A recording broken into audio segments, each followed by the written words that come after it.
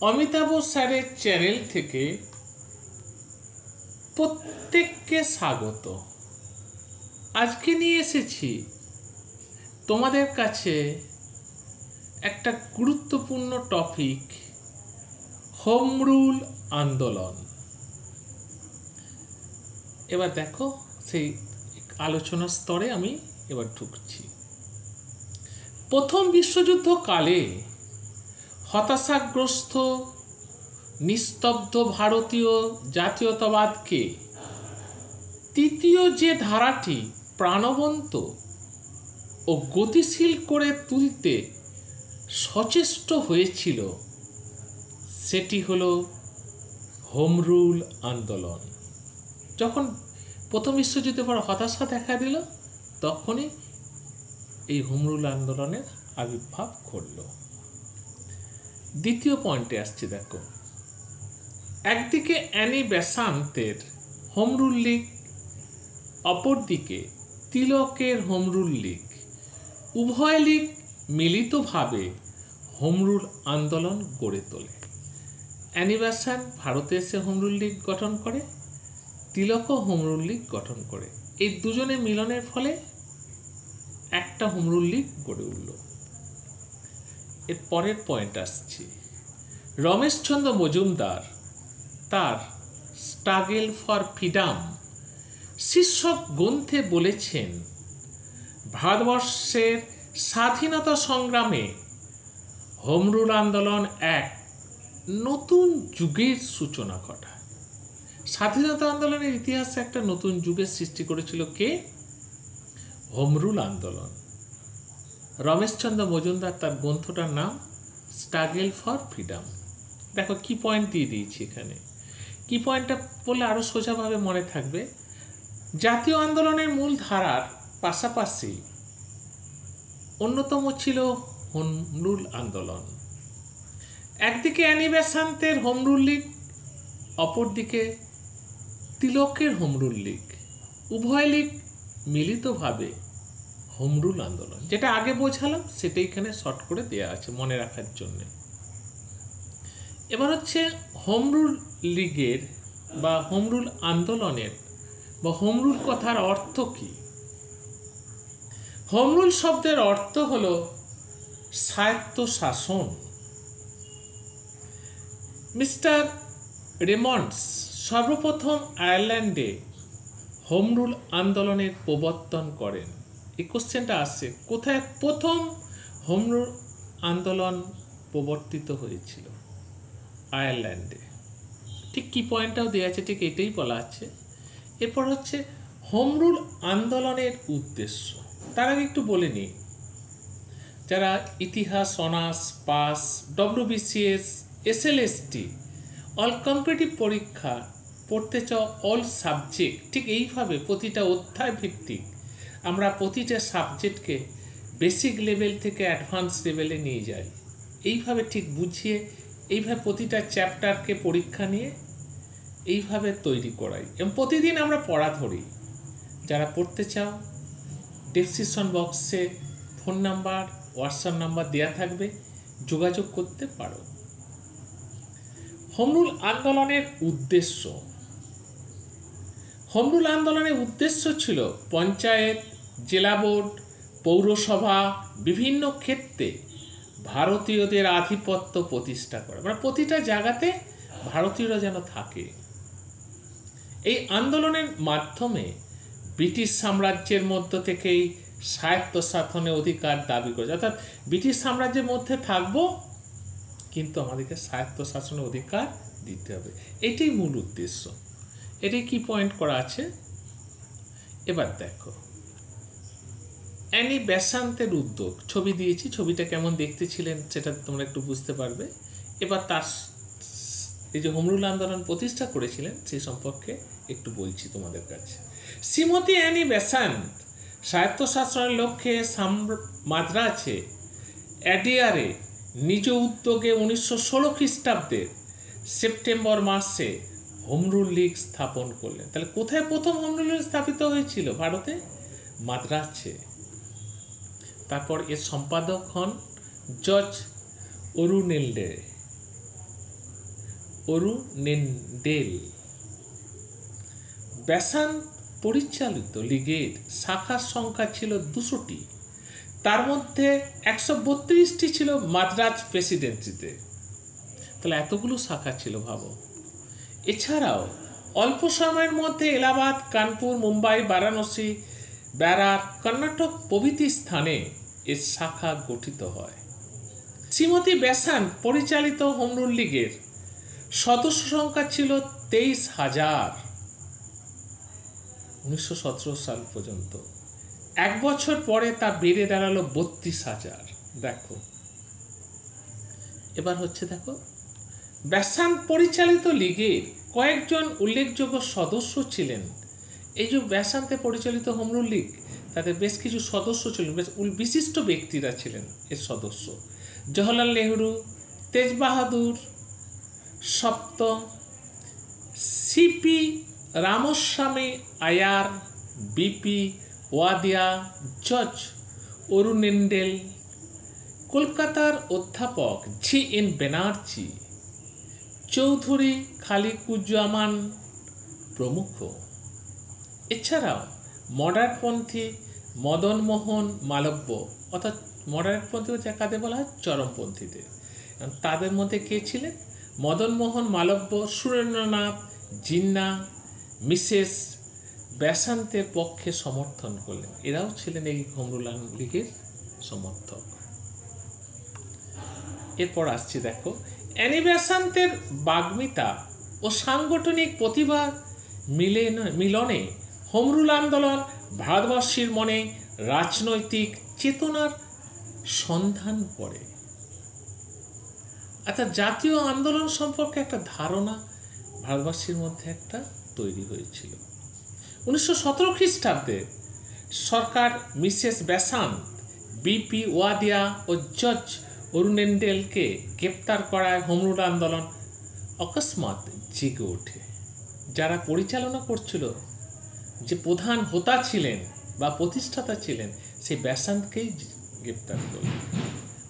তার প্রেক্ষাপটে কি হলে, স্যার সুব্রহ্মণ্য আয়ার তার নাইট উপাধি ত্যাগ করলেন। এবার নেক্সট পয়েন্ট দেখো, কি পয়েন্ট দিয়েছি, ঠিক এই একই কথাই বলা আছে। তিলক কেমন ছিলেন দেখতে? তিলক সম্বন্ধে আসছে। ভারতে হোম রুল আন্দোলনের অপর প্রতীক্ষিত হলেন বাল গঙ্গাধর তিলক।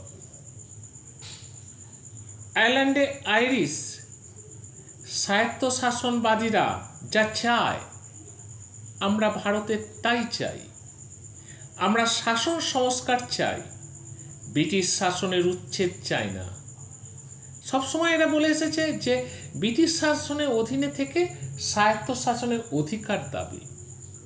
তিলক বলেন, তিলক মারাঠি এবং কেশরী দুটি পত্রিকার মাধ্যমে ভারতীয়দের জন্য স্বায়ত্তশাসনের দাবি করলেন। তার দুটো পত্রিকা তার চলেছিল তিলকের, একটা হচ্ছে মারাঠি, একটা কেশরী। 1916 খ্রিস্টাব্দে 28 এপ্রিল বেলগাঁওতে অনুষ্ঠিত মুম্বাই প্রাদেশিক সভায় তিলক গঠন করলেন ইন্ডিয়ান হোম রুল লীগ। কোথায়? বেলগাঁওতে। কবে? 1916 28 এপ্রিল। তিলক পরিচালিত হোম রুল লীগের সভাপতি হিসাবে জোসেফ ব্যাপিস্টা ও সম্পাদক হিসাবে NC কেলকার নিযুক্ত হন। কে কে সম্পাদক ছিলেন, সভাপতি ছিলেন, সেটাও বলে দিলাম। তিলক জনপ্রিয়তার কারণে লোকমান্য উপাধি ভূষিত হন। রমেশচন্দ্র মজুমদার বলেন, তিনি ব্যাকেটে তিলক লোকমান্য উপাধিতে ভূষিত হন এবং প্রায় দেবতায় পরিণত হন। কে বলেছেন? রমেশচন্দ্র মজুমদার।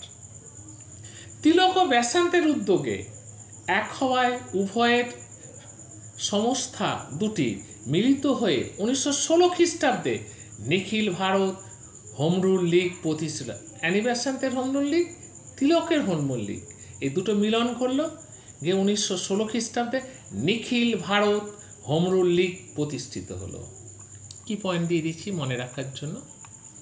ভারতের বাইরে আমেরিকা, সান ফ্রান্সিসকো, লন্ডনে হোম রুল লীগের শাখা স্থাপিত হলো। এবার ত্রুটি বা দুর্বলতা, আন্দোলন গণ আন্দোলন ছিল না, কারণ কি পরিচালনা করার মতো পরবর্তীকালে সেরকম নেতার আবির্ভাব ঘটেনি। আর এই আন্দোলন মুসলমান সমাজ থেকে আরম্ভ করে ছাত্রদের মধ্যে বা একটা সমাজের একটা শ্রেণীকে সেইভাবে প্রভাবিত করতে পারেনি। এটা শিক্ষিত মানুষ বা কলেজের ছাত্রদের মধ্যে সীমাবদ্ধ ছিল। লীগগুলি দক্ষিণ ভারতে মুসলিম, অ্যাংলো ইন্ডিয়ান এবং অব্রাহ্মণদের মধ্যে খুব বেশি সমর্থন পায়। মুসলমানরাও যেমন করেনি, অ্যাংলো ইন্ডিয়ানরাও সেইভাবে সমর্থন করে। অ্যানিমেশন তার অনুগামীদের দৃঢ় নেতৃত্ব প্রদান করতে সক্ষম হননি। তিলকের ভারতীয় অস্থিরতার জনক বলে অভিহিত করেছেন অনেকে, কারণ তিলকের সব কিছু সিদ্ধান্ত সঠিকভাবে নিতে পারে, মস্তিষ্ক খুব চঞ্চল থাকার ফলে তাকে সেটা অস্থিরতা বলে অভিহিত করেছেন। যুদ্ধের পর মহাত্মা গান্ধী জনসভা জনগণের নেতা হিসাবে বিশিষ্টতা অর্জন করেন এবং হোম রুল লীগ 1920 সালে কংগ্রেস পার্টির সাথে একীভূত। অর্থাৎ অসহযোগ আন্দোলনের কারণেই হোম রুল লীগ ব্যর্থ হয়েছিল, কারণ তখন সেই সময় গান্ধীজির অসহযোগ আন্দোলন প্রচণ্ড পরিমাণে জনপ্রিয়তা লাভ করেছিল, যে জনপ্রিয়তার ফলে আস্তে আস্তে এই হোম রুল লীগ স্তিমিত হতে থাকলো। গুরুত্ব দেখো, হোম রুল আন্দোলনের গুরুত্ব হলো, এক, এই আন্দোলন সারা দেশে গণজাগরণ ঘটালো। স্বশাসনের দাবি ভারতীয় রাজনীতিতে এক নতুন অধ্যায়ের সূচনা করল। স্বশাসন, এই আন্দোলনের মাধ্যমে জাতীয় কংগ্রেসের চরমপন্থীরা পুনঃপ্রতিষ্ঠা, অর্থাৎ 1907 সালে সুরাট অধিবেশনে চরমপন্থী এবং নরমপন্থী দুটো ভাগ হয়ে গেছিল। এইখানে তারা অক্সিজেন পেল, এই বিশেষ করে চরমপন্থীরা এই হোম রুল আন্দোলনের মধ্য দিয়ে। ঐতিহাসিক জুডিস ব্রাউনের মতে অসহযোগ আন্দোলনের গান্ধীজির মুখ্য অনুচর ছিলেন হোম রুলপন্থীরা। এই অসহযোগ আন্দোলনে সর্বতভাবে এগিয়ে এসেছিল এই হোম রুলপন্থীরা যারা ছিলেন। এবার এর থেকে কি এমসিকিউ হতে পারে একটু দেখে নেওয়া যাক। তার আগে বলে নিই, এরকম নতুন নতুন ভিডিও পেতে গেলে সাবস্ক্রাইব করো, বন্ধুদের মধ্যে লাইক করো, শেয়ার করো। যত বন্ধুদের মধ্যে শেয়ার করবে, সাবস্ক্রাইব করবে, প্রতি সপ্তাহে এরকম সুন্দরভাবে বিশ্লেষণ করে করে তোমাদের কাছে তুলে ধরার চেষ্টা করা হবে। আর সাবস্ক্রাইব না করলে তো আমরাও সেইভাবে অনুপ্রাণিত হব না। তাই তোমাদের কাছে এইটুকু অনুরোধ, যারা অনার্স পড়ো, যারা এসএলএসটি পড়ো এবং যারা all competitive WBCS all competitive পরীক্ষা যারা পড়তে চাও, তারা অবশ্যই যোগাযোগ করবে। প্রতিটা বিষয় ঠিক এইভাবে অধ্যায় ভিত্তিক সুন্দরভাবে বোঝানো হয়। আসছে এমসিকিউ। 1916 সালে ভারতে হোম রুল আন্দোলনকে শুরু করেছিলেন বাল গঙ্গাধর তিলক। হোম রুল লীগের আন্দোলনের প্রাথমিক দাবি কী ছিল? প্রাথমিক দাবি ছিল ডোমিনিয়ন স্ট্যাটাস, অর্থাৎ স্বায়ত্ত শাসন। নিম্নলিখিত নেতাদের মধ্যে কে আমেরিকার হোম রুল লীগ প্রতিষ্ঠা করেন? লালা লাজপত রায়। খুব ইম্পর্টেন্ট কোশ্চেন। নিম্নলিখিত হোম রুল ঘটনার কারণে হোম রুল লীগ গঠিত হয়েছিল। কোন ঘটনা? 1909 সালে ভারতীয় পরিষদ আইনে ঘটনার কারণে হয়েছিল। এবার আসছে দেখো, নিম্নলিখিত ব্যক্তিদের মধ্যে কে মাদ্রাজে হোম রুল লীগ প্রতিষ্ঠা করেন? Annie Besant. হোম রুল শব্দটি কোন দেশ থেকে এসেছে? এটা আগেই পড়েছি আমরা, আয়ারল্যান্ড থেকে। হোম রুল আন্দোলনের মূল মন্ত্র কী ছিল? ভারতের পক্ষে সরকার। নিম্নলিখিতগুলির মধ্যে কে একজন ব্রিটিশ সংস্কার বা নারীর অধিকারের প্রচারক এবং ভারতীয় জাতীয়তাবাদের সমর্থক ছিলেন? Annie Besant. তারপরের কোশ্চেনে দেখো আসছে, তারপরেরটা দেখো,